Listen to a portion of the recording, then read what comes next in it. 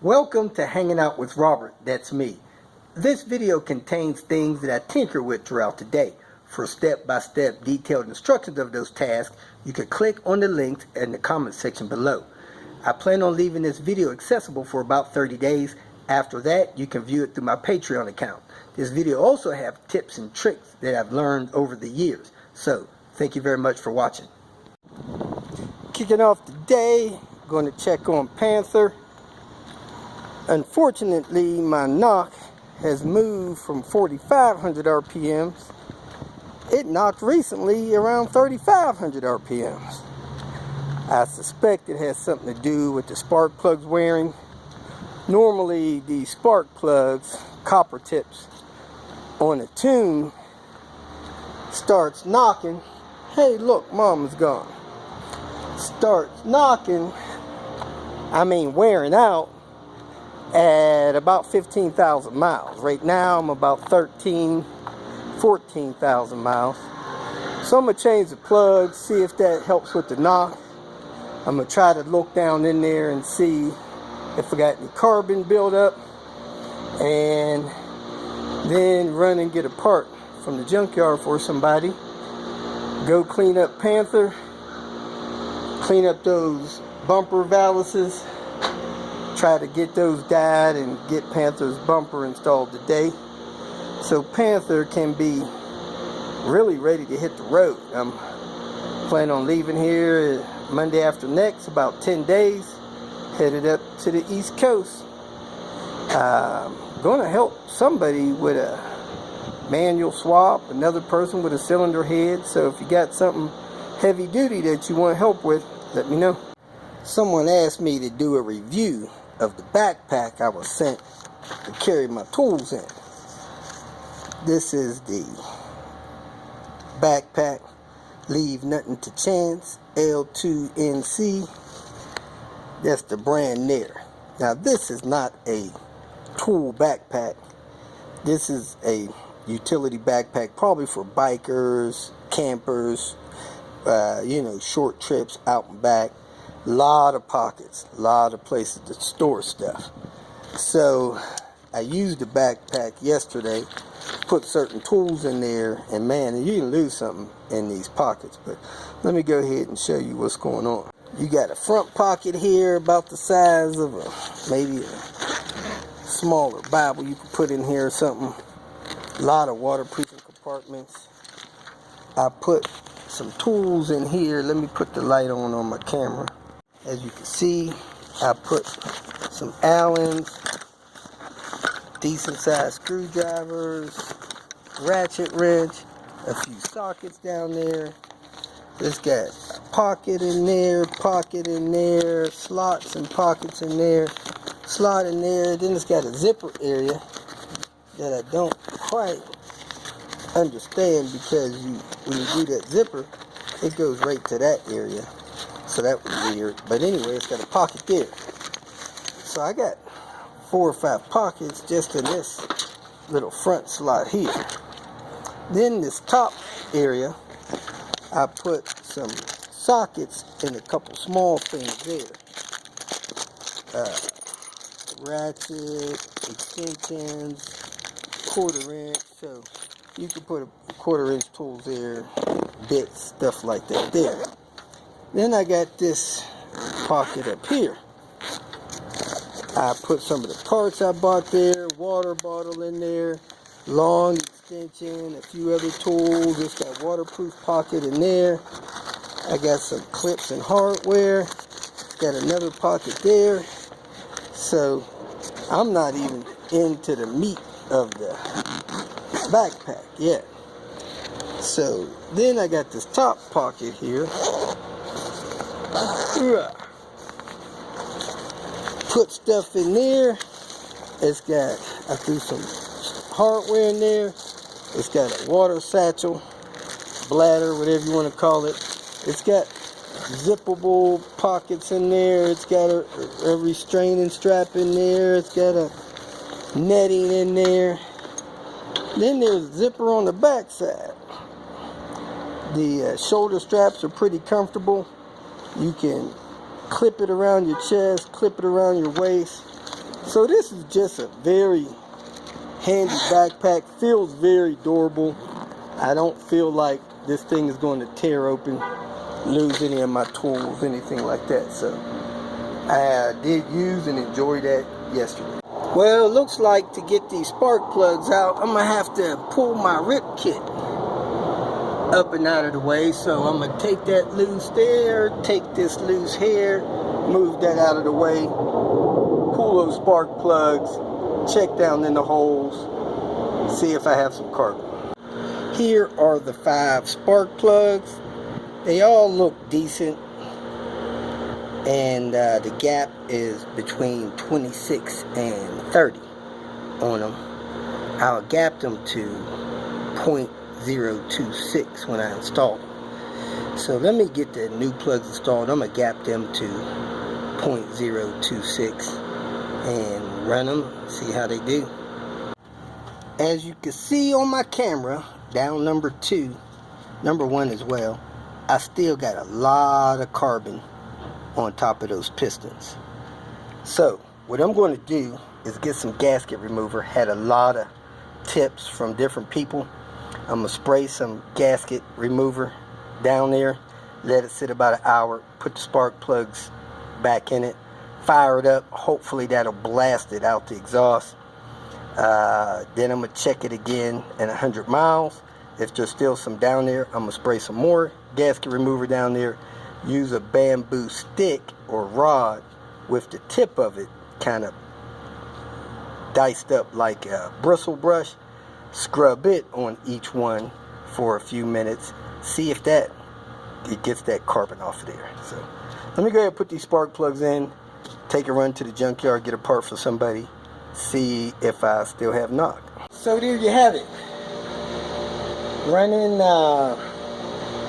Lucas fuel injector cleaner through every tank full for 10 tanks or more.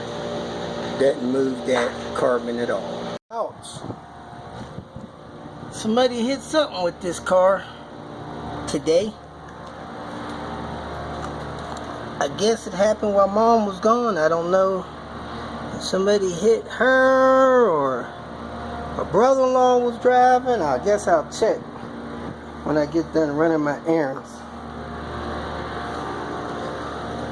It's far away from this pole today. I don't see no other damage. Man, I need to sell this car while it's clean. You get it all beat up, it ain't gonna be worth a nickel. Fired right up. Let's go see if she's going to knock when I get on the highway. Actually, I'll check it on the next road because I want the engine to be total temp. Well, my coolant temp's been up for a couple of miles getting on the freeway, so I'm gonna go ahead and throw it and see what happens. Get a little space up here.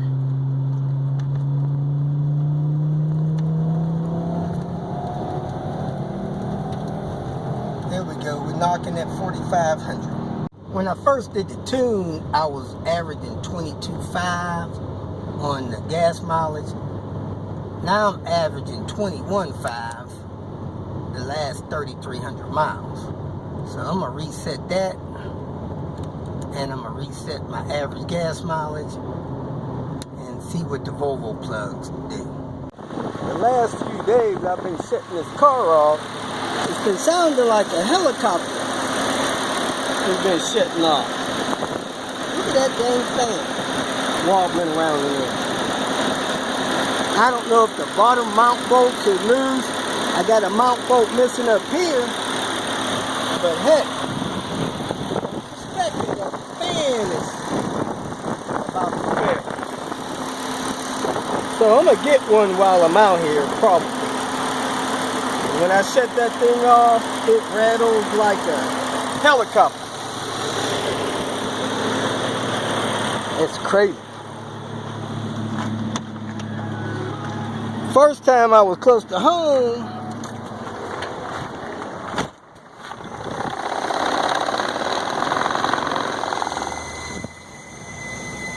And I thought it was a helicopter. But this last time or two, I wasn't near home, near the airport. So I'm going to grab a fan while I'm in here. Let me grab the tools. In this video, I'm going to show you how to take the faceplate off of the control unit so that you can replace this slider or some other part in there, which includes the light bulbs. The only tool you need is a Phillips screwdriver and a knife or a razor blade if you want to cut that tape instead of peel it off. First thing you want to do is pull the knobs off. Be gentle, pull them straight off because they are plastic and brittle. You crack them, you might not be able to get them to function the controls properly. Screws holding this faceplate on to the control unit. You got one there, you got one here, and two inside the unit once you pull it off the metal backing. You have 4 screws holding the metal backing on the front of the control unit. You got 2 on this side and 2 on this side. Now you can access the 2 other screws holding the faceplate on. One there and one there. From here, these light bulbs simply pull out of the holders and you can test them and replace them if necessary. Then you take this screw out here, lift that brass piece off, that wire will come out of its holder. This piece on here, the slider can go all the way to the end. You can feel it go to the off notch and it slides all the way to there, and you got this block part toward the middle. When you put it back on, make sure that that hook is hooked on to the slider there and that it will slide that back and forth. So set that on there, then set this piece on top of that, making sure that those clips in the bottom of that thing. Now the light deflector goes in there, so make sure you put that clear piece back in like you see it there. Fan here out of this S70 is a 98 model. Can't tell what's going on with it. Nonetheless, they cracked part of the fan. I'm gonna see if I can take it apart and get the fan blade with the motor out of it. Probably got less miles than the other one out here. Let's see. I didn't take that fan apart. I went to another vehicle, got a fan from there. It looks like I would have needed a 16mm socket, which I didn't have, and it's probably not a good thing to take those fans apart from the motor anyway. They may be balanced, I don't know. Anyway, I got one from another car. The next car I checked had an oil change sticker with 61,000 miles. Probably the best fan to get. Just left the car wash. Seen a young lady there cleaning and waxing a Tesla. She said it was an entry level, whatever that means when it comes to buying a Tesla. But I asked her about her range. She said the more expensive ones has a longer range. She said she's got like 280 mile range. She has to stop for 45 minutes to get a boost. She never had to pay for none of those boosts yet because she's just at the end of her free boost cycle, which is 6 months with that Tesla. But man, that thing was nice. My reviewer that has 2 Maseratis went for a ride in the Tesla the other day. I told her, don't do it. That's not going to turn out well. They got on the highway, got on it a couple times. Now she feels like her Maserati's broke. Maserati is slow compared to a Tesla. That's, you're talking about 40s technology versus 2010 technology. Don't do that. That's 50, 60 years of technology on you. Anyway, it was kind of neat being able to ask them couple of questions. And hey, if you stand around town, you can charge up with a Tesla, pay a higher electric bill, save the environment from all of these pollutants that these old cars produce, and a lot of great features. I washed Panther. It was dry before I could dry it. I don't have my great white shark wax, but I do have this colonite, so I put that on there. Just waxing the top today. Maybe next month I'll wax the whole car. I wax the whole car twice a year, and the top every other month. Wow. Package at the door. Wow. Surprised it's still here. When you're recharging your S60, the adapter's there on the front of the engine by the timing belt.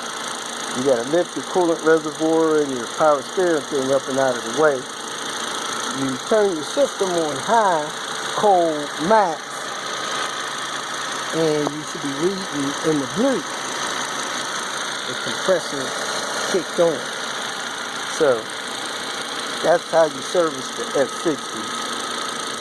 You can get more information off one of the other videos, but that's where it's connected. That's how you service it. If the compressor's not on, the pressure's going to read danger high, so you got to turn the system on, service it until it kicks on, then the pressure will drop down in the right range. So that's the right range. The system is on, fan max, AC on, recycle, face space. This side feels, let's just say, 65 degrees. This side feels 50 degrees. So this car likely needs a calibration or a reset with the Volvo software Vita, because it's just not blowing the same amount of coldness on both sides. When I switch it to warm, it gets hot on this driver's side, but it's not getting as cold when I roll that thing all the way to cold. So the blend motor is working, it's just not working as good as it should. S60 sunroof is not closing properly. It's low down here, it's high up here, it's got to be noisy. Take this rubber piece that latches up there, pull that down out of the way so you can see your screws. If you look at this one, it's loose. That screw needs to be tightened down. So put the sunroof level with the roof and then tighten this down. Same thing up here in the front. Loosen that screw, lower the sunroof level with the skin of the car, and then tighten it down. And then clip this back up in this metal clip here. That's how you make sure your sunroof's adjusted right. So, let me do that. If you feel that this information was useful, please like it and share it with your social media friends. You can subscribe to my channel so that you will get notifications of future videos that I post. You can follow me on Twitter, and if you need to contact me directly, please visit my website. And if you have any questions, leave them below, and someone or myself will reply to them. Again, thank you very much for watching.